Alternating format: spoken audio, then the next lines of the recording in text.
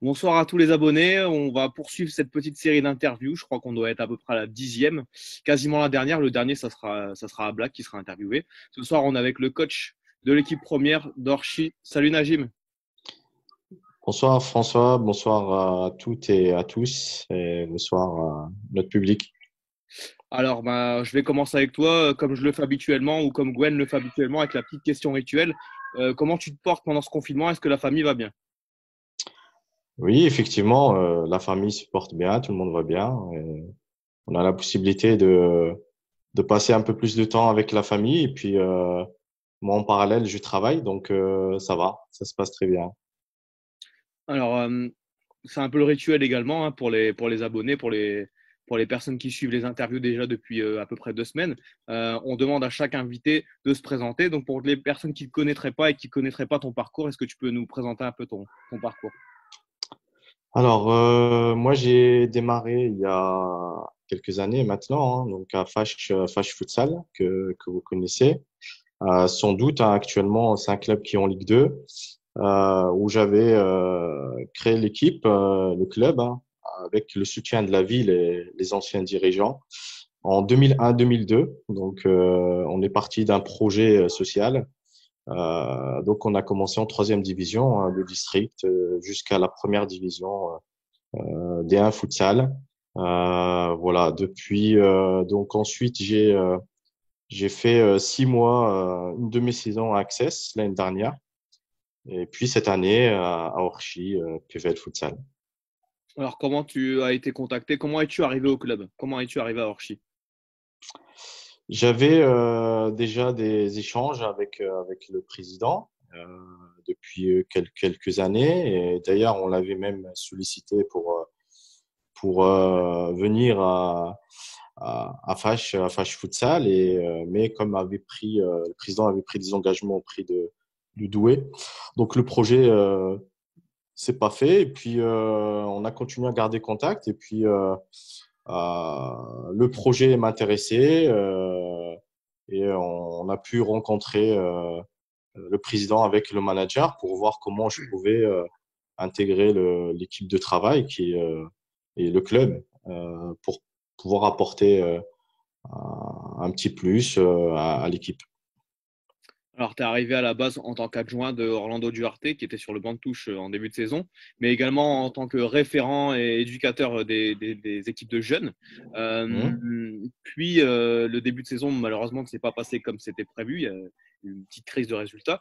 Est-ce que pour toi, c'était facile de prendre la suite d'Orlando Duarte? C'est jamais facile de prendre la suite d'un coach comme Orlando. C'est un coach international qui a entraîné le Portugal. C'est un instructeur FIFA. C'est un exemple pour l'ensemble des coachs. Après, effectivement, Orlando n'a pas pu avoir la réussite. Et quand on est dans un club comme Orchi, où on doit avoir les résultats. Donc malheureusement, ça s'est pas très bien passé pour lui. Après, pour ma part, j'ai eu la confiance du président, du staff, euh, de l'équipe. Et puis après, voilà, ça s'est passé comme pas comme prévu, mais ça s'est bien passé. Ça s'est bien passé. Et je pense que le groupe, l'ensemble du club ont facilité aussi la prise en main du groupe. Alors, en début de saison, avec la petite crise de résultats, il y avait eu un certain manque de confiance qui s'est généré. Comment, lorsqu'on arrive sur le banc de touche, lorsqu'on s'assoit sur le banc de touche d'Orchi, comment on fait pour redonner de la confiance à un groupe qui était de qualité, mais qui avait un peu de mal justement avec ce problème de confiance? Oui, effectivement, le groupe était de bonne qualité, avait beaucoup travaillé avant la préparation et malheureusement, le groupe était conscient également des résultats qui n'étaient pas présents. Du coup, je pense que chacun individuellement et l'équipe collectivement, après ses responsabilités, s'est rendu compte qu'il fallait fallait repartir de l'avant, changer quelques habitudes dans le travail. Et je pense que la première victoire, ça doit être le quatrième match, match de Sporting, nous a permis d'entamer cette série positive. Et donc ensuite, c'est un peu plus facile hein, quand vous avez les résultats de pouvoir travailler aux entraînements et surtout de préparer l'autre match. Donc, je pense que dans l'ensemble du club après ses responsabilités, notamment les joueurs aussi. Donc, au fur et à mesure, la confiance s'est installée. Alors, avec l'arrivée de l'épidémie et la fin du championnat qui a été prononcée par la Fédé, le club se classe à la seconde place du classement. Est-ce que pour toi, tu estimes que la saison est réussie? En vue de notre mauvaise entame, je pense qu'au bout de 3 journées, on avait 2 points sur 9. Donc, c'est peu pour aller chercher une première place.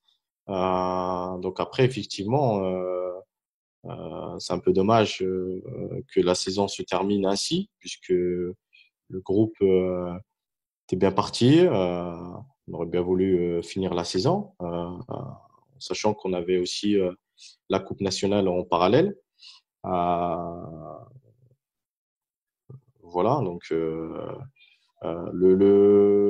à sa place, oui, en vue du début de saison, quand vous partez avec moins 7 points, c'est un peu compliqué d'y aller chercher la première place. Mais vu qu'il reste encore 7 matchs, il restait encore 7 matchs avant la décision de la fédération, il y avait aussi cette possibilité d'y aller titiller un peu plus les premiers. Qu'est-ce qui a manqué selon toi pour aller titiller un peu plus le leader Access? Alors, dans les autres interviews, on a entendu peut-être le noyau qui était assez important en début de saison et qui s'est un peu dégarni au bout de quelques matchs. Pour toi, c'est ça le problème? Ouais, quelque part, il y a effectivement euh, l'effectif qui n'était pas trop étouffé à mon goût, parce que pour pouvoir jouer les matchs à 100%, surtout la compétition, euh, la D1 futsal, où ça demande beaucoup d'engagement, beaucoup d'intensité, donc il faut avoir un effectif de 10 joueurs pour chaque rencontre. Il y a aussi ça, hein, il faut l'avouer que quand on arrivant sur des matchs importants comme le match d'Access, on arrivait un petit peu émoussé physiquement et peut-être avec un peu plus de joueurs, notamment des joueurs supplémentaires sur des postes comme des postes de l'Etao qui avait bien démarré la saison et puis malheureusement il s'est blessé, où on avait un besoin dans ce domaine. Et puis, bon, il a manqué un peu aussi de réussite, hein, de début de saison avec les blessures, avec les suspensions. Euh, voilà, pour résumer, pour moi, c'est une très bonne saison. C'est une très bonne saison en vue du départ raté quelque part sur le début de saison.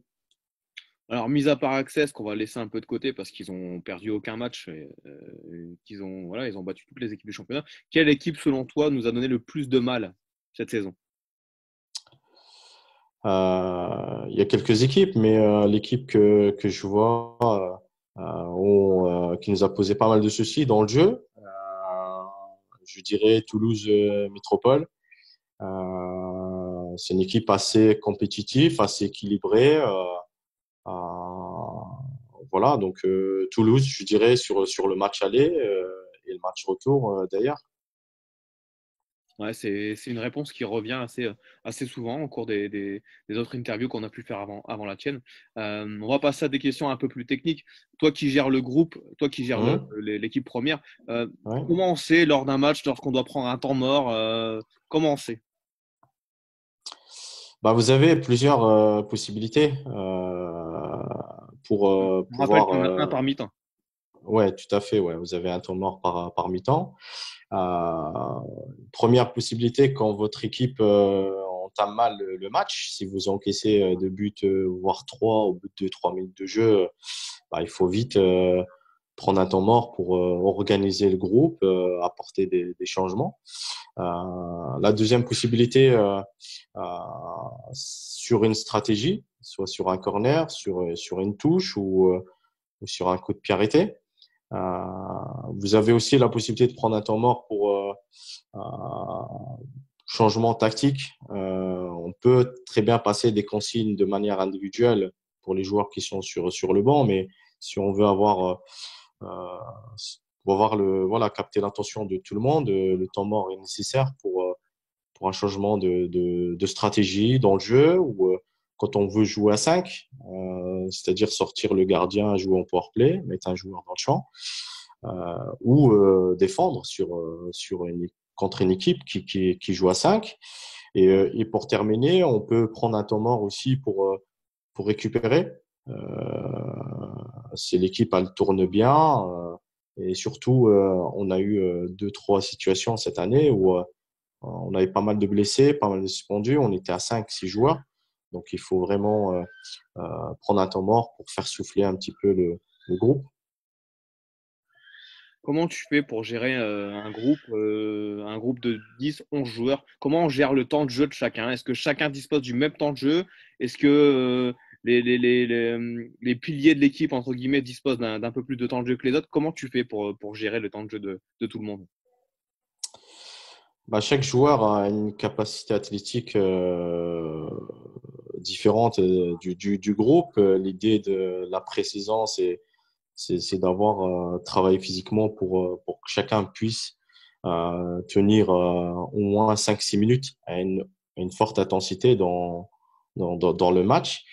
On a avec le soutien de Jérémy, préparateur physique, on a mis en place une application pour la gestion du temps de jeu de chaque joueur.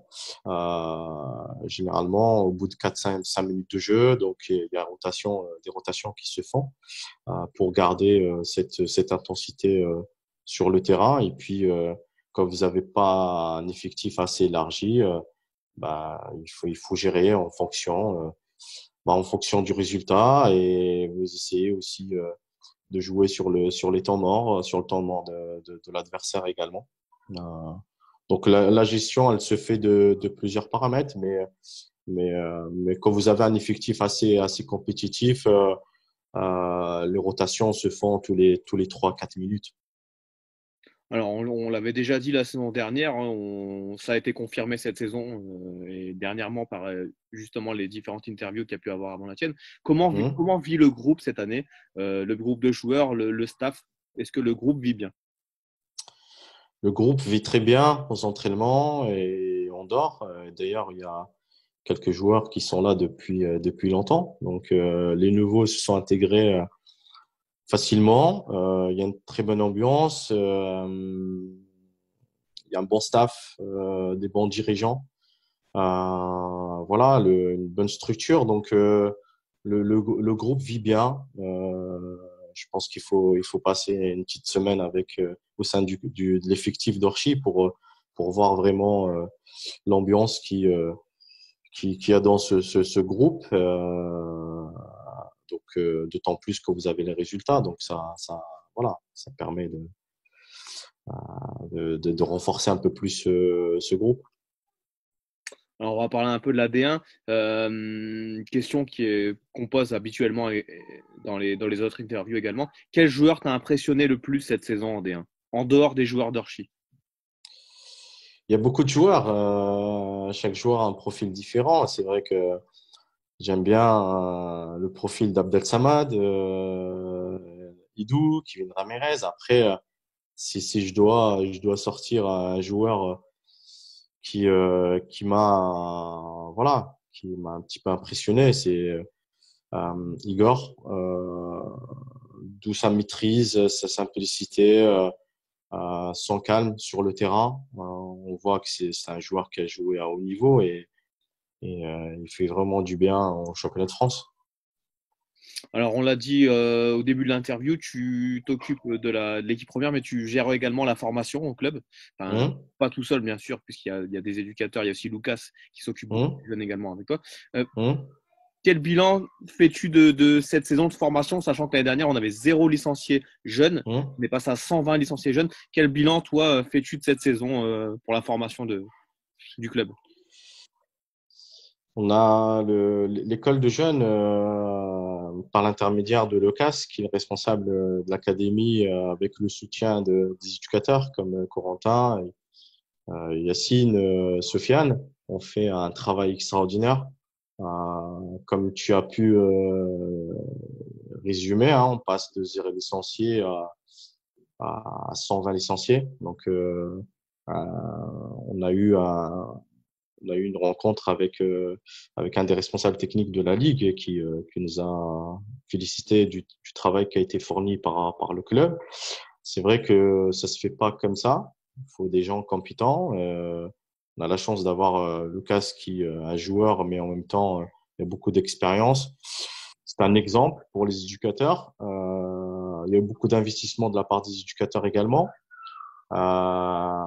C'est vraiment positif, c'est très positif. On a eu le soutien également du district Tesco via des plateaux par l'intermédiaire de Farid Herba.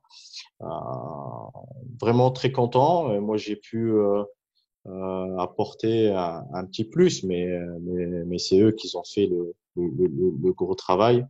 Euh, voilà, on sent vraiment qu'il y a un vrai club avec des équipes de jeunes, avec l'équipe réserve, la section féminine. L'équipe réserve, là aussi, l'objectif était de franchir un palier, c'est-à-dire de monter d'une division supplémentaire. J'espère que le club a terminé, l'équipe a terminé à la troisième place, qui normalement devrait monter d'une division supérieure. Donc là aussi, c'est satisfaisant. Euh, on a créé une équipe U16, U19 avec le CAS. On appelait ça équipe élite. Hein, c'est vraiment la formation. On a eu un groupe de 10 joueurs qui étaient fort impliqués, motivés, présents à tous les entraînements. Beaucoup de satisfaction. Donc vraiment félicitations à l'ensemble des éducateurs et il y a eu également l'implication des joueurs sans oublier le partenariat avec le soutien du club d'Orchi, Orchi Football et Orchi Les Orchi sur la section U12 et U14. Donc un bilan vraiment positif, très content. On a pu postuler pour les labels et on avait aussi postulé pour la licence club. Donc, vraiment content du travail qui a été fourni. Euh, voilà. Alors, toi qui es dans le circuit déjà depuis un certain nombre d'années, comment tu juges l'évolution du futsal français? Le futsal français progresse. On voit les résultats de l'équipe nationale. Euh, progresse, même si effectivement on est encore un petit peu en retard par rapport aux grandes nations, hein, comme le Brésil, l'Espagne.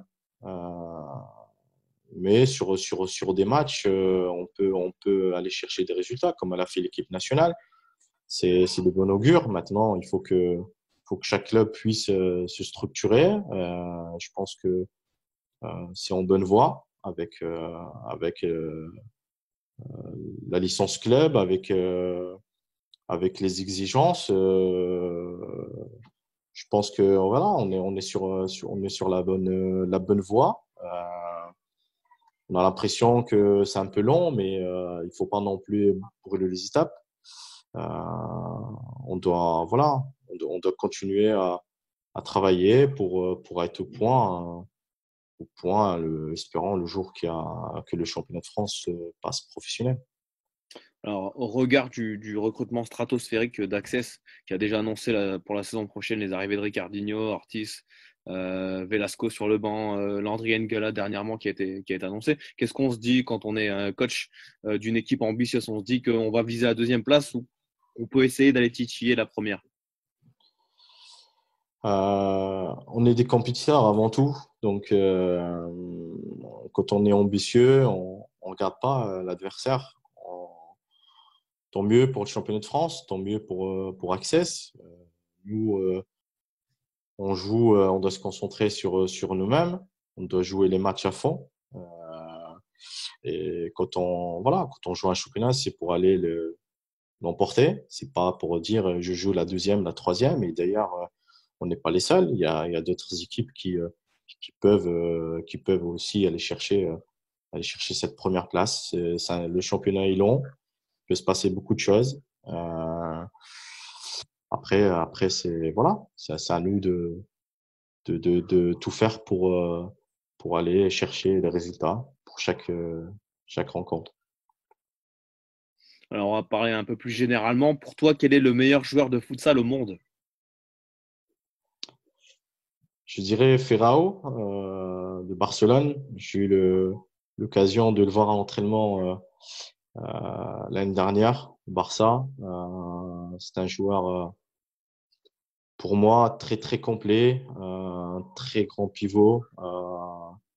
Voilà, finisseur devant le but, une grosse frappe qui fait jouer son équipe. Je dirais sans hésiter Ferrao.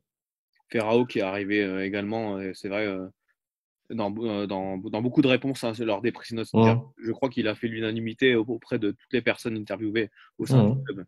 Euh, Petite question sur la transition foot-herbe, futsal, dont on avait parlé avec Gwen il y a peu. Est-ce que pour toi mmh. c'est nécessaire, c'est incompatible, c'est indispensable? Est-ce qu'il y a il y a un circuit à mettre en place? Est-ce qu'il y a vraiment possibilité de faire quelque chose avec cette transition foot-herbe futsal?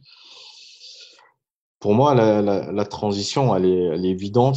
Ça devient incontournable. Je pense que d'ailleurs, pas mal d'éducateurs football qui s'intéressent beaucoup à la discipline au niveau du futsal. Pas mal de gamins qui s'intéressent, les lycées, les collèges. C'est un sport très complémentaire. C'est très positif pour le gamin qui fait du football pour sa progression au niveau technique, au niveau du jeu, au niveau de la prise de décision, en termes de qualité de passe, en termes de prise d'information, en termes de collectif également, parce que ça reste, j'ai l'impression, le futsal, c'est un sport individuel, mais c'est avant tout un sport très collectif également.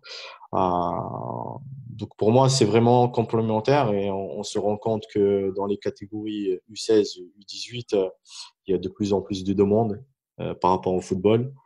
Euh, mais ouais, voilà, c'est vraiment c'est un sport complémentaire et d'ailleurs même les clubs professionnels s'intéressent aujourd'hui de plus en plus. On a Ben Yedder qui est international, qui est joueur de Monaco, qui a joué à Garges, qui est passé par le futsal. Donc on voit aujourd'hui lui-même, hein, d'ailleurs, lors d'une interview qui a bien résumé que voilà, le fait de passer par le futsal, ça l'a rendu plus à l'aise sur un terrain de football. Voilà, donc c'est très très très complémentaire pour moi et je pense que il y a de plus en plus de football qui s'intéresse et d'ailleurs qui développe pas mal de plateaux, pas mal de tournois sur la période hivernale. Et on va rappeler que le futsal, c'est le sport en UNSS le plus pratiqué en France, notamment dans les lycées. C'est le Mhm. sport le plus pratiqué. On va passer à des questions un peu plus intimes, entre guillemets, Ouais. chose qu'on a l'habitude de faire également dans les autres interviews. Selon Mhm. toi, au club, quel est le joueur le plus travailleur? Euh, je mets le groupe, le collectif pour moi en avant dans le sens où il y a toujours un joueur qui va travailler un peu plus que les autres mais pour moi l'ensemble du groupe travaille difficilement la semaine pour pouvoir être prêt le week-end. Et je- pourquoi je dis le groupe? Parce que cette année, on a eu quelques blessés. Et quand j'ai vu les joueurs de tout faire pour revenir à être à 100%, batailler, euh, donc je peux pas sortir un joueur ou deux. C'est un collectif. C'est un collectif. Après, il y a toujours un qui fait un peu plus par rapport au collectif, mais l'ensemble du groupe de cette année a pu travailler et ça se voit de toute façon sur le terrain et on le voit aussi par rapport à notre classement. Le plus chambreur, Le plus chambreur, je dirais Guina. Guina, Guinan. oui. Le plus râleur, Le plus râleur, dans le bon sens, je dirais Darcio. Quand l'équipe, voilà, quand ils sentent que l'équipe défend pas bien ou sort un peu du match, donc il râle, mais dans le bon sens.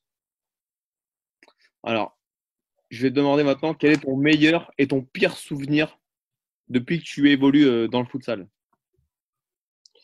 Même si c'est pas au club, hein, si c'est en dehors du club. Le meilleur souvenir en futsal, beaucoup de souvenirs, hein. Donc, il y a la finale du championnat de France l'année dernière avec Access. Il y a aussi toutes les années passées à Fâche Futsal où j'ai pu mettre en place une équipe. On a gagné plusieurs trophées, plusieurs coupes de la Ligue, plusieurs titres de champion. Euh, voilà un petit peu le meilleur souvenir. Et puis le pire, peut-être l'année où on devait, la fédération a décidé de mettre en place une seule poule en championnat de France. On était bien à l'époque, il y avait deux poules, poule A, poule B. Et donc, avec ces critères, c'était les six premiers. C'est l'année où on n'a pas pu, malheureusement. Voilà, après, voilà, ça reste un sport.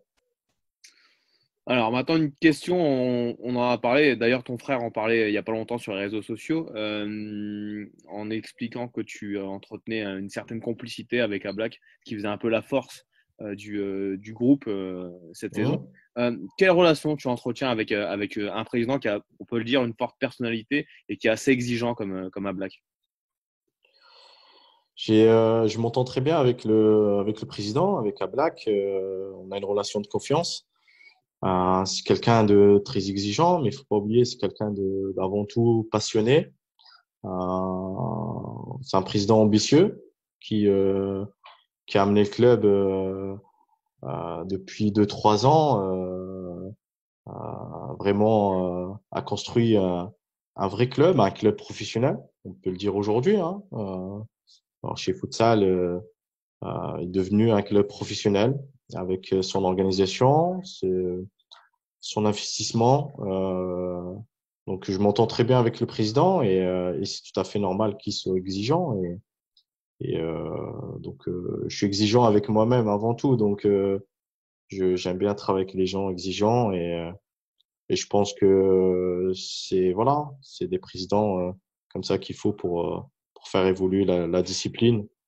En tout cas, voilà, c'est quelqu'un c'est une forte personnalité, mais qui adore son club, qui aime bien ses joueurs. Quand il faut dire les choses, il faut le dire. Et c'est un peu normal. Et c'est quelqu'un qui a un grand cœur aussi. Je pense qu'il faut pas hésiter à le souligner. Il a multiplié pas mal d'actions à travers le club, via ses salariés, des actions humanitaires. Euh, je prends l'exemple de la fête de Noël qui a été organisée pour les enfants du club, pour les enfants du Secours populaire, avec un spectacle de magie, avec un cadeau de Noël. Donc, non, c'est quelqu'un qui, vraiment, je m'entends très bien avec lui. Et c'est pas le seul. D'ailleurs, je pense qu'il y a d'autres personnes, d'autres dirigeants, le staff qu'il faut pas hésiter à souligner. Simon, Edouard, Gwen, Jérémy. Il faut pas oublier les gens qui travaillent dans l'ombre, comme Hassan, Luc. Il y a Nicolas, il y a Thomas, il y a toi, François également. Je pense qu'on est vraiment une bonne équipe de travail Euh, il y a beaucoup de gens qui travaillent dans l'ombre. Euh, euh, on est vraiment, pour moi, une vraie équipe. Voilà, équipe soudée. D'ailleurs, ça se voit toute la semaine. Et voilà. Et enfin, pour conclure l'interview, la petite question rituelle également. Qu'est-ce qu'on peut te souhaiter pour l'avenir, Najim? Bah dans la situation actuelle, souhaiter une bonne santé à tous, à nos familles, à l'ensemble des dirigeants du club, et de la réussite dans nos projets professionnels et sportifs. Ok, ben on te remercie en tout cas d'avoir répondu à l'invitation. Et puis on se donne rendez-vous très vite sur les parquets, dans une salle qui ne sera pas Orchi malheureusement, mais en tout cas le projet continue. Merci à toi. À bientôt. Bonne soirée. Au revoir.